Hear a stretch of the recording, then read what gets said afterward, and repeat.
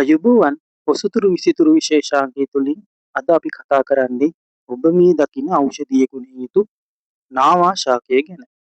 නාවා ගස ශ්‍රී ලංකාව, ඉන්දියාව ඇතුළු ආසියාතික රටවල දක්නට ලැබෙන මීටර් 20ක් පමණ උසට වැඩෙන ශාකයක්. මෙය මැල්වේසියායි ශාක කුලයට අයත් වෙනවා. මෙය උද්භිද විද්‍යාත්මකව හඳුන්වන්නේ ඉස්ටකියුලියා බලංගා යන නමින්.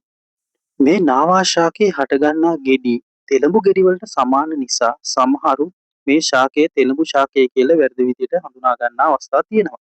මෙහි ඖෂධ ගුණය ගැන බැලුවොත් නාවා ගසේ පොත්ත තමයි විශේෂයෙන්ම ඖෂධ පිණිස භාවිතයට ගන්න.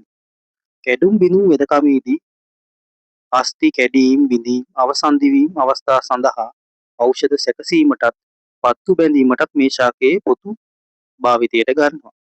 මේ ඖෂධ ගුණයන්ට අමතරව නාවා ගසේ පොත්ත පට්ට ලෙස භාවිතයට ගන්නවා. මෙහි ඇති ශක්තිමත් කෙඳි නිසා අපේ ගැමි ජනයා මේ පොත්තෙන් ලබා ගන්නා කෙඳි වලින් කඹ ලනු ආදිය සැකසීමටත් තොප්පි මලු ආදී භාණ්ඩ නිපදවීමටත් භාවිතා කරලා තියෙනවා.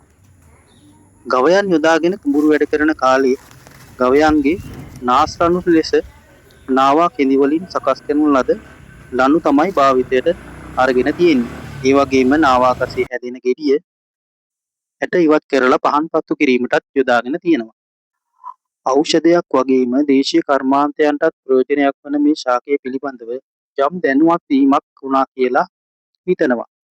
ඔබේ ගෙවත්තේ නාවා ගසක් තිබෙනවා නම් එය කපා ඉවත් නොකර එහි ප්‍රයෝජන අත්විඳින්න කියලා ආරාධනා කරනවා.